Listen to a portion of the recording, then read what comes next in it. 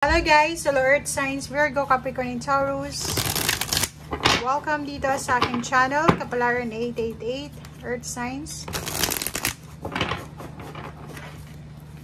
Alamin natin kung anong messages, vibration, gabay energy para sa inyong lahat. At ay general reading, daily tarot reading guys para sa lahat ng Earth Signs. Okay, sa araw na ito, Earth Signs, Virgo, Capricorn, and Taurus, isang mabilis na balita ito. Isang napakabilis na mensahe, balita, or kung ano pa man siya, na pwedeng magdala sa'yo ng pagsisisi.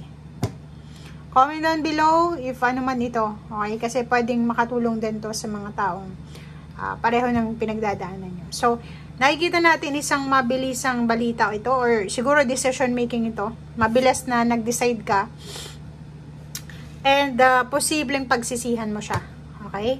So, wag kang gagawa ng desisyon sa araw na ito nang hindi mo pinag-iisipan dahil posibleng magsisisi ka sa bandang huli.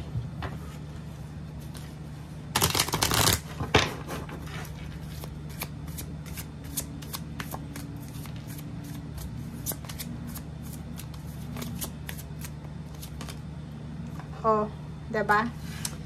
Nako, ingat-ingat ka ha. Ingat ka dahil posibleng sa araw na ito. Nako, mag-iingat talaga tayo. Earth Signs, Virgo, Capricorn, and Taurus, mag-iingat ka dahil posibleng mayroong kang conflict or pag-aaway, competition na may experience sa araw na ito. Sinasabi ng barahan na kailangan mong kalmahin ang iyong emosyon. Kalmahin mo ang iyong emosyon, huwag kang magpadalos-dalos, kontrolin ang iyong bibig, ang iyong isip, kasi posibleng makakuha ka ng kaaway ngayon, makakuha ka ng problema. Achievement, sinasabi ng barahan na 49, 9, 10, 11, 12, 13, 4, stability, 44. Kung gusto mo din na ma-achieve yung mga goals mo sa buhay, plano sa buhay, or kano pa man, kailangan daw na hindi lang puro siya salita. Okay? Kailangan ng achievement mo, effort plus intention. So, ibig sabihin, action, plano, action, plano, action, plano. Okay? So, hindi lang puro plano, hindi lang puro action, hindi lang puro pag-iisip. Okay? Make sure na sabayan mo daw ng galaw. Okay.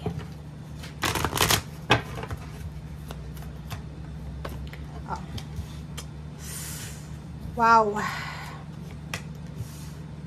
Sa araw na ito, nako, sa araw na ito, Earth Signs, may nakikita tayo ditong, kung makikita mo, 444, etong 2911. May posibleng mababalitaan ka na may sakit, pamilya, medyo may edad na siya, or kano pa man. Meron ditong may magkakasakit siya eh. 'Di ba? Parang, or pwedeng may sakit na siya or may health problem siya sa buhay niya. And then, madadamay ka dito. Kasi, kailangan mong alagaan siguro siya or kailangan mong pera para dito sa pagpapagamot sa kanya. If ever man. Okay? So, paki-comment sa comment section. Earth Signs, Virgo, Capricorn, and Taurus, kung mayroon kang lolo, lola, parents na may sakit, and then financially sobrang said na said, wala nang pera eh, walang pera, hindi nyo alam kung saan kayo kukuha, so kailangan yung mag-sacrifice or may kailangan yung maghanap, nasa restriction ka eh, diba? Hindi ka makagalaw, kahit gusto mong makatulong, pero wala kang hawak, parang ganun.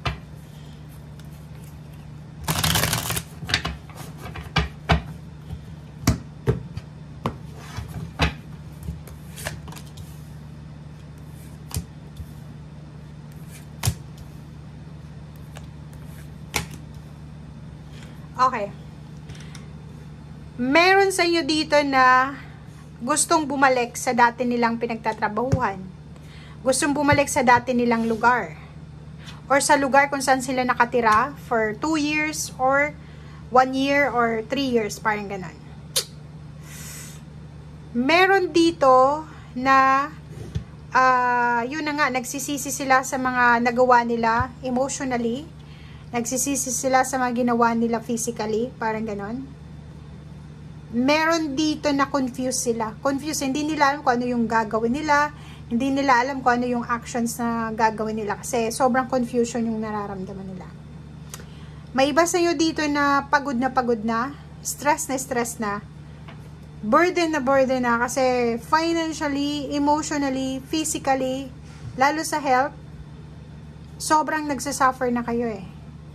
Meron ditong earth signs na pagod na sa pakikipag-deal sa pamilya, pakikipag-deal sa relationship, pagod na sa kanyang relasyon. Pero alam mo tong imprisonment, hindi lang ito imprisonment sa pera, hindi lang kakulangan sa pera.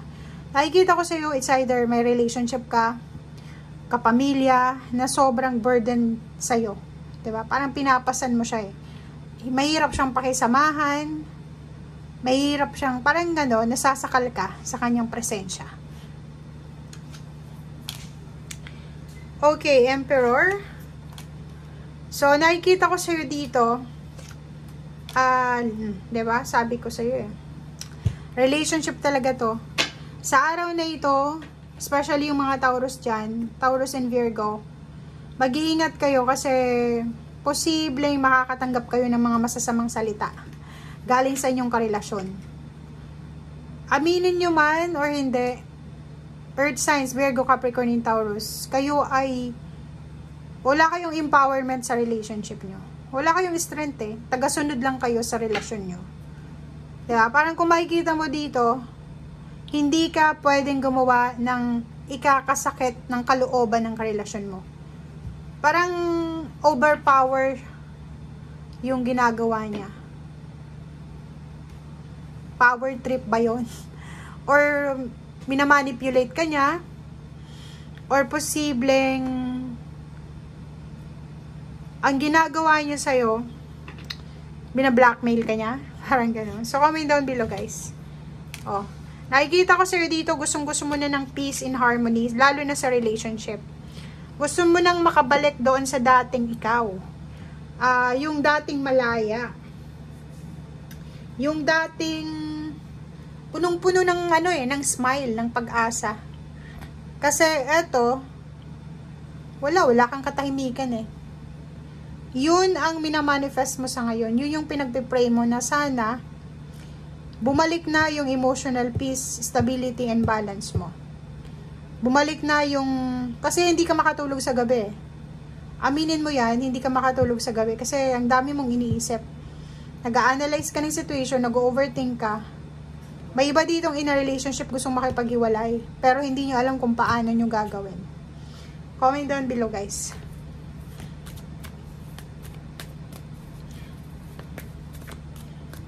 Last card mo, tingnan natin. Oh. Kailangan mong i-clear and shield ang energy mo. Kung gusto mo ng maayos na relationship, kung gusto mo ng yung stable ba, yung peaceful, hindi siya yung relationship para sa'yo. Kasi, aminin mo yan, nasasakal ka sa kanya. Sa presensya niya, sa selos niya, sa ugali niya, sa pagiging selfish niya, or kano pa man. So, kailangan mo na alagaan ang sarili mo. Kailangan mong proteksyonan ang sarili mo laban sa taong yan. Comment down below, guys, if resonated ka. Okay? Thank you. Bye!